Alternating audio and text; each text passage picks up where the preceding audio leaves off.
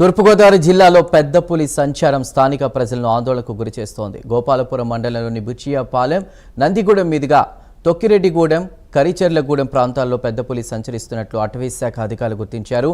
Tracker ద్వారా పులి కదలికలను పర్యవేక్షిస్తున్న అధికారులు దానిని సురక్షితంగా బంధించేందుకు ప్రత్యేక చర్యలు చేపట్టారు. 5 బృందాలతో రెస్క్యూ ఆపరేషన్ కొనసాగుతుండగా టైగర్ రిజర్వ్ నుండి ప్రత్యేక బృందం కూడా రంగంలోకి దిగింది. మరోవైపు ప్రజలు అప్రమత్తంగా ఉండాలని, ఒంటరిగా బయటకు వెళ్లొద్దని అటవీశాఖ హెచ్చరికలు జారీ చేసినట్టు తెలుస్తోంది. పూర్తి డీటెయిల్స్ని మా ప్రతినిధి శ్రీరామూర్తి అందిస్తారు లైవ్ ద్వారా. శ్రీరామూర్తి, పులి సంచారానికి సంబంధించిన అప్డేట్స్ ఏంటి?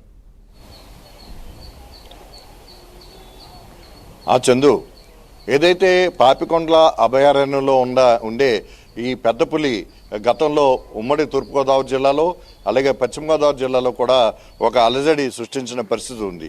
అయితే ఇది మళ్ళీ తిరిగి గతంలో ఏదైతే పశ్చిమ గోదావరి జిల్లాలో గోపాలపురం ఆ ప్రాంతంలో గతంలో కూడా ఇలాగే అలజడి సృష్టించింది.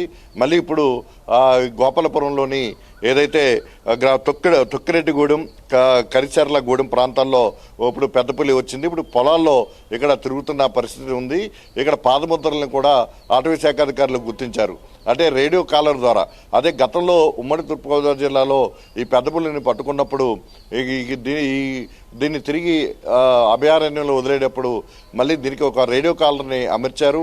అప్పటి నుంచి కూడా అది అడవిలో ఉంటూ మళ్ళీ బయటికి రావడం, ప్రపంచంలో తిరుగుతూ ఉండడంతో అనేక ఆందోళనకి గురైన పరిస్థితి, అనేక పశువుల్ని అది చంపి తిన్న పరిస్థితి కూడా, అంటే రక్తం తాగిన పరిస్థితి కూడా ఉంది. ఇప్పుడు తాజాగా చూసినట్లయితే 1 నెల రోజుల నుంచి దాని జాడ తెలియకపోతే నిన్న నుంచి కూడా ఇప్పుడు ఈ గోపాలపురం ప్రాంతంలో, గోపాలపురం మండలంలోని ఈ ఏదైతే తొక్కిరెడ్డి గూడెం అలాగే కరిచెర్ల గూడెం ప్రాంతాల్లో ఇది కొండలకు ఆనుకుని ఉన్న ప్రాంతం, పక్కన జనవాసాలు ఉన్న ప్రాంతం, ఈ ప్రాంతంలో తిరుగుతున్నట్టుగా గుర్తించారు.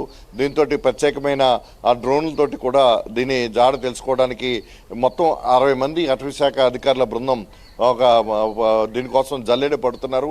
అలాగే ఒక దూడతోటి బోను ఏర్పాటు చేయడానికి కూడా అది ఎక్కడెక్కడ ఎలాగా తిరుగుతుంది అనేది అడుగు జాడలను బట్టి కూడా ప్రయత్నం జరుగుతోంది.